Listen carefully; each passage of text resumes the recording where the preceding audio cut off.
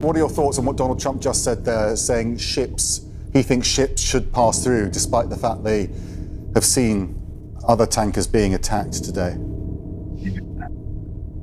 Yeah, I think, well, first off, I think the Straits of Hormuz is going to be dangerous because of what the Iranians are doing right now. They're deliberately attacking ships in the vicinity of the Straits to give the impression that they control the Straits, and in essence, de facto, the major shipping companies and the oil carriers are deciding that the risk is too high for them to transit through. So that's really each individual company's decision to make, and I think what we need to see play out is the U.S. able to diminish the threat to the targets that Iran is attacking around the Straits enough so that ships could start passing again.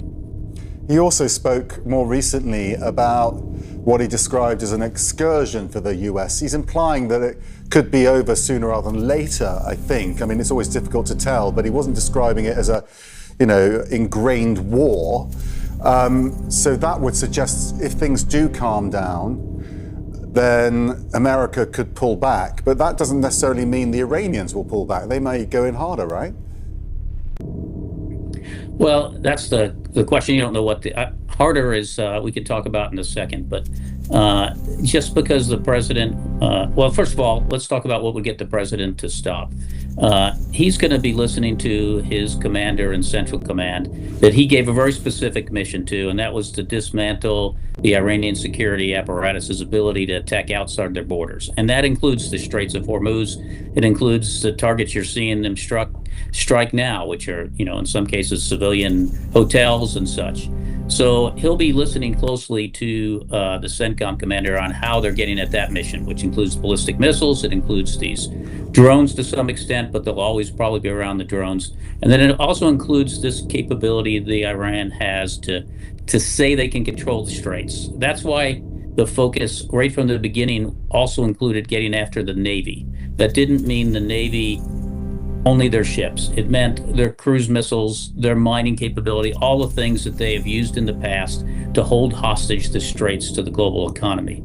So I think that's who he's going to be looking to let him know how we're doing against that mission to decide to stop. And then your other question is, does that mean the Iranians stop? Well, only the Iranians know that, but certainly, their capability to do what they could have done at the beginning of this is diminished. Absolutely, we've seen that in the air, haven't we? Less missiles coming from Iran, but they are now focusing on this economic war, effectively, which is the Strait of Hormuz, and they don't have to do much to disrupt it.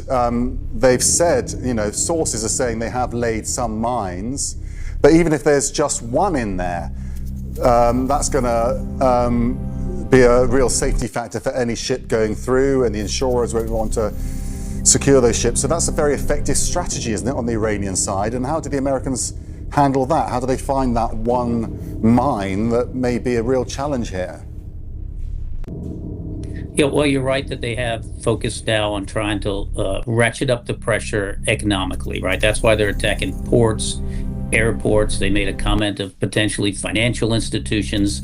That's their game plan, right? To get at the will of the Gulf nations, to get at the will of the United States and the rest of and to get at the will of even the European countries to pressure the United States and potentially stopping. But your comment is, it doesn't take a lot to put a mine in the water, but to have those mines be effective, they're going to have to do a little bit more than just drop a few in, because they can be dealt with. If they start actually laying minefields or putting a lot adrift, that's a different situation. You saw yesterday, I think, a lot of Iranian ships that could put mines in the water being destroyed, but it doesn't take much to put one or two in and then say it's mined. So your point is valid, and the United States would have to, along with the other nations, show that those mines aren't a danger. I am curious as to how sophisticated you think the Iranians are in mine warfare. Oh, they're very, very good, Laura. They've been practicing it, thinking about it, going back to the late 1980s, when as a young Navy officer with a lot more hair in those days, I was driving ships in and out of the Persian Gulf. the Iranians even then were putting mines in the water. That was the late 1980s. You're showing the picture. It's a very narrow strait.